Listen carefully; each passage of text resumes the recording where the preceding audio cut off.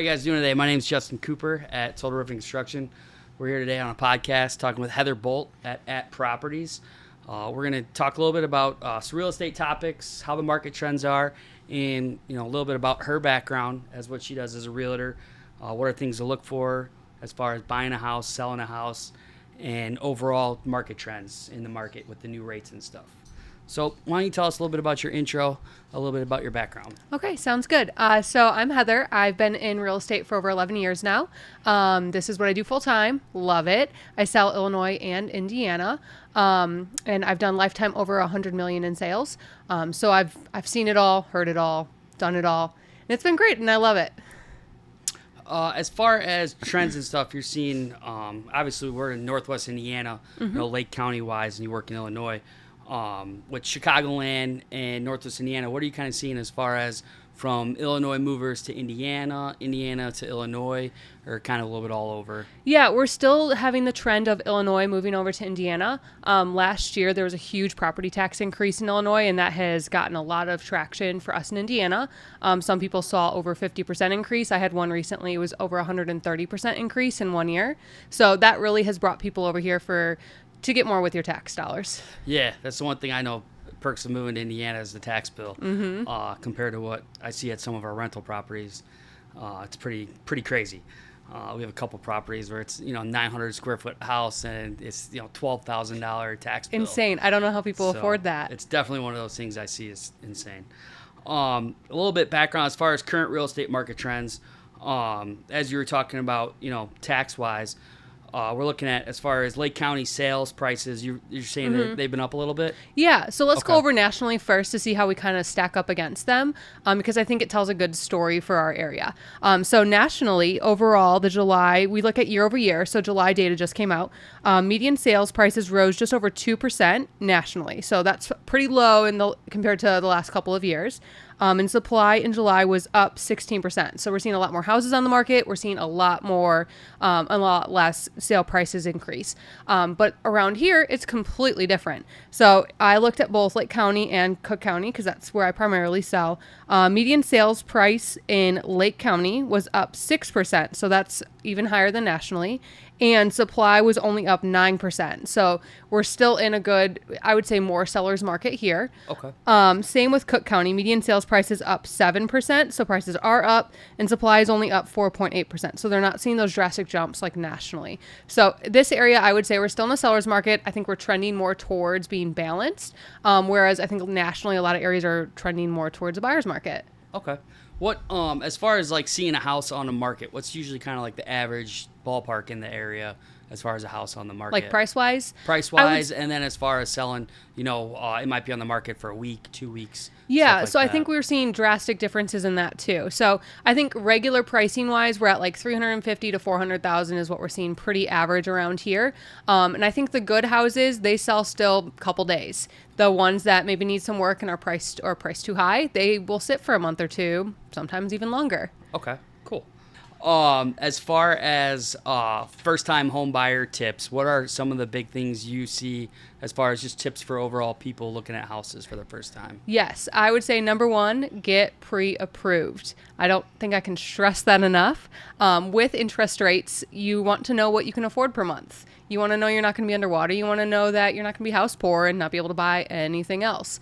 So get pre-approved. The main reason for that, I would say, is that when we look at houses, the really good ones sell in a day or two, especially in the lower price points. So if you're pre-approved, you don't have to wait for your lender to get all your documents put together to issue you that letter. It could take a day, 2 days, and the house could be sold by then. This way, we see the house, we can write an offer within the hour. Okay. Going back as far as, purchasing house-wise, I know there's so many different types of loans and stuff. What are, a few of the basic loans as far as, conventional, FHA, veteran, stuff like that? What's a little bit of the differences between each one? Yeah, great question. So conventional is kind of your standard one. That's what your mom and dad think of when they think of a loan. That is when you have a good credit score, you have lower debt-to-income ratio, and that's what you're going to see a lot of. The secondary that you're not going to see next is FHA. So maybe maybe you have a little lower credit score. Maybe you don't have as much money to put down, a little higher debt to income ratio. FHA is a government-backed loan, so that is one that you could definitely qualify for.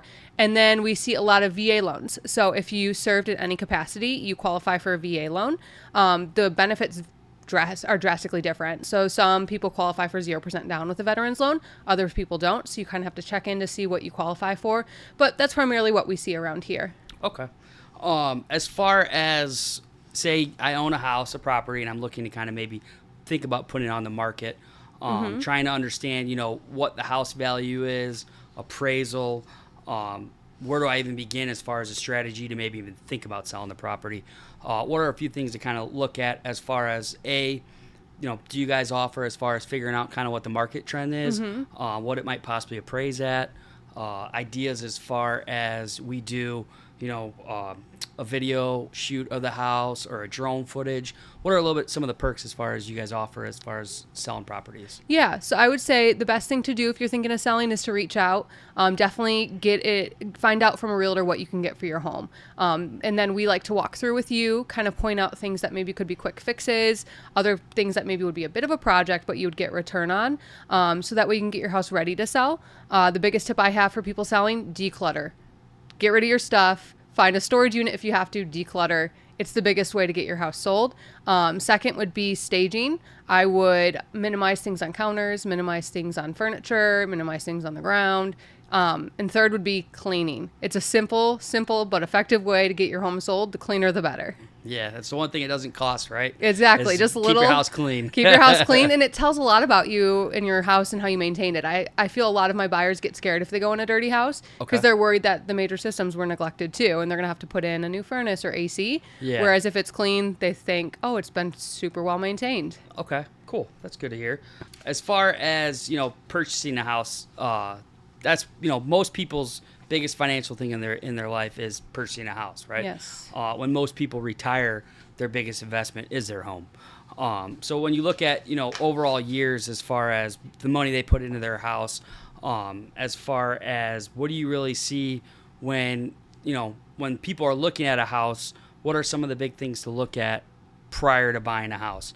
What's the big things you see as far as people are very interested in? Maybe possibly a finished basement, pool, large garage. What are some of the bigger perks you actually overall see? I would say if you're going to be looking to spend some money on your house and get a good return in the next couple years, 20 years, I would say kitchens and bathrooms, always sell a house, do a quick remodel of those. Okay. I think those always pay off. Pools, unfortunately, for me who just put in a pool, they don't necessarily increase your value. It's more of a personal preference if you like it or not, and it's very polarizing. So I wouldn't throw your money there. Finished basements are a good way also to increase your sale price. I would say it increases your square footage. You can increase bedrooms and bathrooms count, which will pay off in your appraisal. Okay. So that's definitely a good place to spend some money. Okay. I know, going back from when, I first bought, not my first house, but the first house I actually lived in, I always joke about it because me being a roofer, home inspections, I laugh because, we didn't get a home inspection on the house. And the first thing I had to do was actually replace my roof.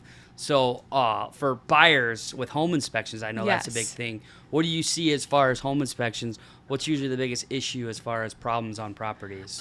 Most of the time, I would say roofs is a big one that comes up. Anything wrong with your roof, just get it taken care of before you list. Less questions, the better. I see a lot of not appliances. I would say a lot of the utilities in the house, like your HVAC system or maybe your water heater. Inspectors are really worried about the ages of those. So anything, like if your water heater is over 10 years, it's probably going to get marked up, even if it works great. Same with your HVAC, over 25 years old, it's probably going to get marked up. And if it's a first-time home buyer in particular, they're going to be a little scared about that. Yeah. No, I can see that as far as, it's their first big purchase. They don't want to buy a house, get in a house, and then maybe have to replace appliances right away. Yes. Or put in a full $10,000, furnace system. Exactly. They'd much rather put that into making it cute instead of functional. As far as, you're looking at, the home inspection, when you're going around, first you get, you're pre-approved for a loan. Then, you get a criteria from a buyer or a seller depending on their needs and wants. And then you kind of help, as far as a realtor, you help them navigate through that system. Yes. And, what is their best system as far as what they're looking at. And then, because overall, at the end of the day, it comes down to them as being your customer, and you want to make sure that it's a true fit for them, not just the house, right? Overall, we're looking, you're looking at as far as you want them to be happy in their first home. No one likes, someone purchasing a house and then all of a sudden you're getting phone calls left and right. Oh yeah, why do we buy this? What were we thinking? That's the worst call you get. So I understand. As far as overall, putting an offer onto a house, where do you usually typically see as far as from time putting an offer on to all the paperwork to actual closing? What's the average ballpark time? Great question. So I would say typically 30 to 60 days. Okay. Particularly if you're in Illinois, 60 days. You're going to need it. The attorneys like to make it a little slower for us, but around here in Indiana, probably closer to 45 is the average time it takes. Okay. And kind of the process to go through is once you find that house, you get it accepted. Step one, get that inspection. Always get the inspection. Always know your problems before you get into a house, because otherwise when you buy it, it's your problem now. Okay. After you do the inspection, next up is the appraisal, which is something the bank orders, just to make sure you're on par with value. Your realtor should have already done a market analysis, so you should kind of have a good idea on where you're going to fall, but the appraiser has the final say. After that, it's getting your loan approved. Once you're approved, we can then schedule closing and close. That's a great takeaway. I know one of the big things when back then we were doing the paperwork for the loan stuff, I realized that mortgage brokers, they always say, hey, don't go max out credit cards, buy cars, please buy don't. furniture, right? As a home buyer, the first thing I want to do is maybe buy furniture or think about designing and getting all the stuff for the house, but in reality, that can actually, affect their credit scores. Yes, I had this happen. Yeah, I had a client super excited to buy, so they went to Home Depot and bought flooring on a brand new credit card. They no longer got to buy the house, but they had some great flooring in their apartment. Yeah, I couldn't imagine that. As far as overall, staging, when sellers are staging houses, that type of stuff, do you see a lot of people do staging? Do they hire decorators, or are you kind of seeing it a little bit more with, with the AI nowadays? Yes. You see more of a virtual stage. I would say we see a lot of virtual staging these days. I think it's a lot easier than physically moving in heavy furniture, and you can show the space a little better. But that's only if you have a pretty much vacant room. Yeah. If you have stuff in there, I would say the staging comes down to having a professional come in with you and help you likely minimize. Okay. And just go through and tuck things away, put this furniture here, take some furniture out, just to better showcase the room. I personally don't do a ton of where I hire a staging company. I like to just go in myself and help my clients out. Cool. As far as overall, with Northwest Indiana being such a booming market, because everyone's moving from Illinois and tax-wise, what are you seeing a lot more new construction purchases? Because there is a soft, houses on the market. Yes. There's really not that much property out that's on the market existing, or where you're seeing more of just new construction builds just because overall of what's actually out there for sale? Yeah, I think we're seeing more new construction around here. Okay. Most of the time I help people buy a resale home, but we do a lot of new construction as well. I think people are seeing the value in you can get a brand new house for a similar price to existing construction, and you don't have to worry about anything. So I do think that's a big trend out here right now. Okay. As far as real estate myths, right? There's always going to be, a what if or a possibly, something go wrong or issue.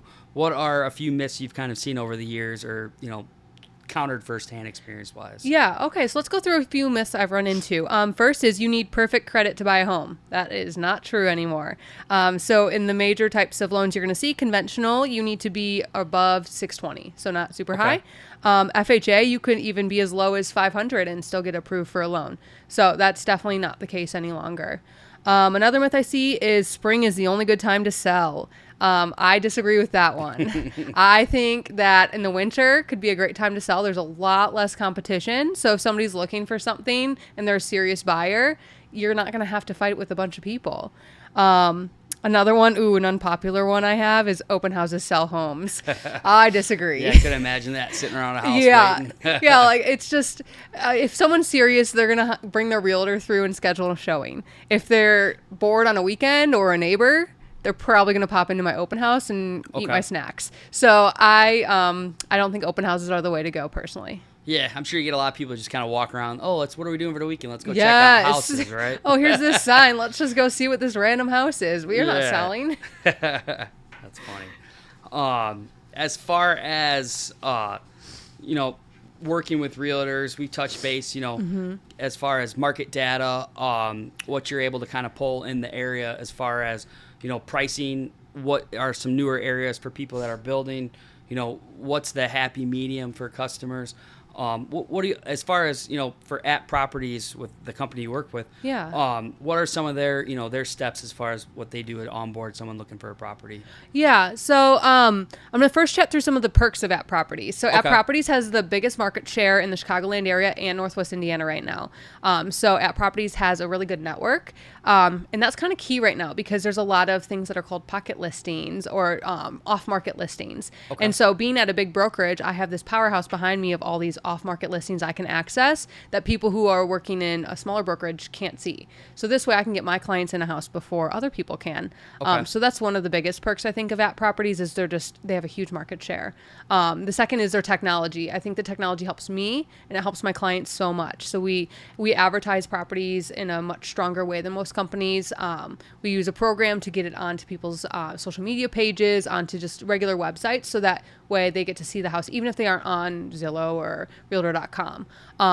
So I think that's a really good function for At Properties. And the third is just overall technology. We have good systems in place so that way you get reminded on what you need to be doing. I get reminded on what needs to happen next so we don't miss any important steps in the process.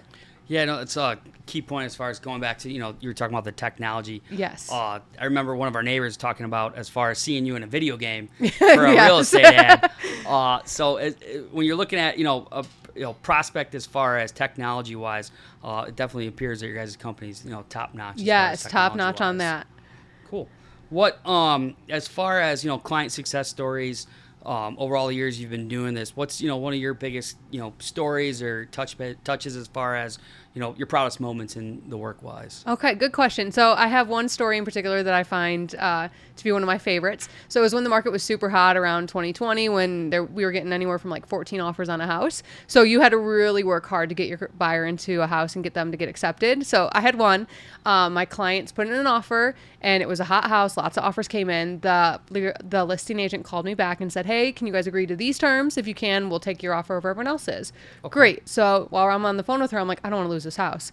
So I just kept her chatting about life and I'm like furiously texting my clients like, please say you'll accept all these terms. And of course their phone wasn't by them. So I'm like, great. So I just sit on this phone with her for I don't even know how long. And I finally, my clients text me back. They're like, yeah, we'll take it. So I'm like, yeah, sorry, we'll take that. Thank you. And we got the house out of all the other offers. Yeah, that's awesome to hear. Because, at the end of the day, a person buying their home, it's their biggest purchase most times in their life. So with you helping throughout that, navigating the whole process and system, it's got to be really cool as being part of that, part of everything. Say I'm getting ready to sell a house as far as, selling a property. Is there any really big things as far as doing to the house for renovations before I sell it? I know some people think, should I paint the house? Should I do the whole floor?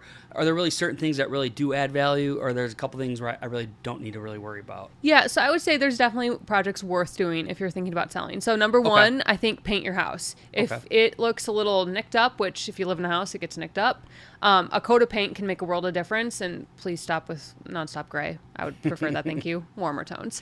I would say definitely paint. If your carpeting is looking a little ragged, that's not a huge investment and it'll make a big difference in sales. So I would definitely put in some new carpet.